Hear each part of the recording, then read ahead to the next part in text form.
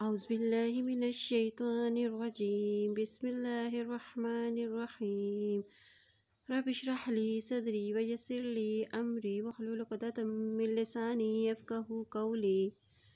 سورۃ الغاشیہ آیت نمبر 1 سے۔ هل اتاک حدیث الغاشیہ، کیا آئی تیرے پاس خبر ڈھانپ لینے والے کی؟ نبی پاک صلی اللہ علیہ وسلم نے دعوت حق کے آغاز میں 2 باتوں کی طرف توجہ فرمائی ہے، کیونکہ قرآن نے انہی 2 عقائد کو سارے اعمال کی بنیاد قرار دیا ہے۔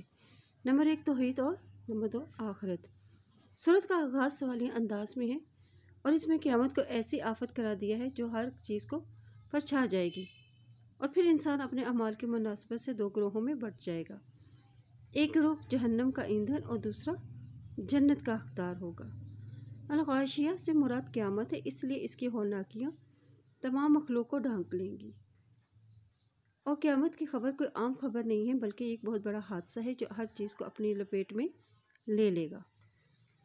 اس دن کیا ہوگا؟ وجوہ یومئذ خاشیہ، کچھ چہرے اس دن ذلیل ہونے والے ہیں، یعنی قیامت کی خبر سن کر چہروں کی حالت ہی بدل جائے گی، یعنی کافروں کے چہرے خاشیہ یعنی جھکے ہوئے، پست اور ذلیل ہوں گے۔ عاملۃ ناصبہ، عمل کرنے والے ہیں، محنت کرنے والے ہیں، یعنی ناصبہ یعنی اس کے معنی ہے تھک کر چور ہو جانا، یعنی انہیں اتنا عذاب ہوگا کہ اس سے ان کا سخت برا حال ہو جائے گا۔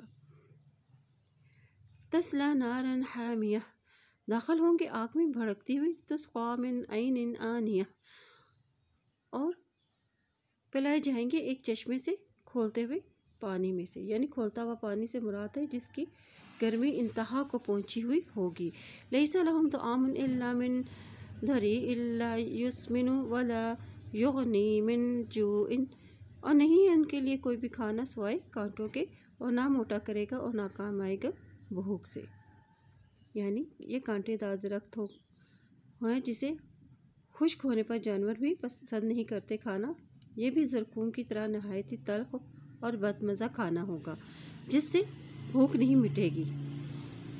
وجوہ یومئذ ناعمۃ لسعیہا راضیہ، اور کچھ چہرے اس دن نعمتوں والے ہوں گے، اپنی کوششوں پر راضی ہوں گے، یعنی کچھ چہرے اس روز بارونق تر و تازہ ہوں گے، اور یہ چہرے جنتیوں کے ہوں گے۔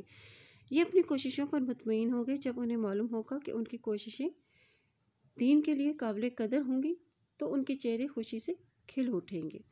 فی جنت عالیہ، اور جنت میں ہوں گے اعلیٰ مقام پر، یعنی یہ جنت کی خوبی بتا دی گئی ہے کہ جنت العالیہ یعنی یہ جنتی لوگ جنت کے اعلیٰ مقام پر ہوں گے۔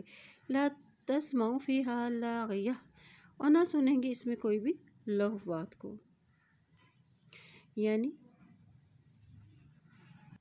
کوئی بیہودہ باتیں نہ سنیں گے۔ فیہا عین جاریہ، اور اس میں چشمے ہوں گے بہتے ہوئے، اور فیہا سرور مرفوعہ واکواب موضوعہ، اور اس میں مسندیں ہوں گی بلند، واکواب موضوعۃ ونمارق مصفوفہ، اور پیالے رکھے ہوئے ہوں گے، تکیے صف در صف ہوں گے، اور وزرابی مصفوفہ، اور مسندیں بچھا کر رکھی گئی ہوں گی، یعنی جنت کی خوبیاں بتائی جا رہی ہیں کہ جنت میں وہ بلند مقام پر ہوں گے، وہاں چشمے بہتے ہوئے ہوں گے، اور وہ جنت میں بلند مسندوں پر ہوں گے، اور وہاں پہ کوئی بھی بیہودہ گفتگو نہ ہوگی، اس میں چشمے رواں ہوں گے، ساغر رکھے گئے ہوں گے، پہلے ہی ترتیب سے رکھ دیے گئے ہوں گے۔ اچھے ماحول کی علامت بتلائی گئی ہے کہ جنت وہ جگہ ہے جہاں ہر چیز اپنی جگہ پر موجود ہوگی، اور آرام کے سب سامان وہاں موجود ہوں گے۔ وزرابی مصفوفہ، اور مسندیں بچھا کر رکھی ہوئی ہوں گی، یعنی مزید خوبصورتی اور مزید نرمی کے لیے چھوٹے قالین ہوں گے اور کثرت سے ہوں گے۔ یہ اہل جنتوں کا تذکرہ ہے جو جہنمیوں کے برعکس نہایت ہی آسودہ حال میں ہوں گے اور ہر قسم کی آسائشوں سے بہرہ ور ہوں گے۔ افلا ینظرون الی الابل کیف خلقت والی السماء کیف رفعت، کیا پھر وہ نہیں دیکھتے اور اونٹ کی طرف کس طرح پیدا کیا گیا ہے، یعنی اونٹ عرب میں عام تھے۔ اللہ نے ان کا ذکر کر کے فرمایا کہ اس کی تخلیق پر غور کرو، اللہ نے اسے کتنا بڑا وجود عطا فرمایا ہے اور کتنی قوت و طاقت اس کے اندر رکھی ہے، اس کے باوجود وہ تمہارے لیے نرم اور تابع ہے۔ تم اس پر جتنا چاہو بوجھ لا دو، وہ انکار نہیں کریں گے اور تمہارے ماتحت ہو کر رہیں گے۔ علاوہ ازیں اس کا گوشت تمہارے کھانے کے لیے اور اس کا دودھ تمہارے پینے کے لیے اور اس کی کھال گرمی حاصل کرنے کے کام آتی ہے۔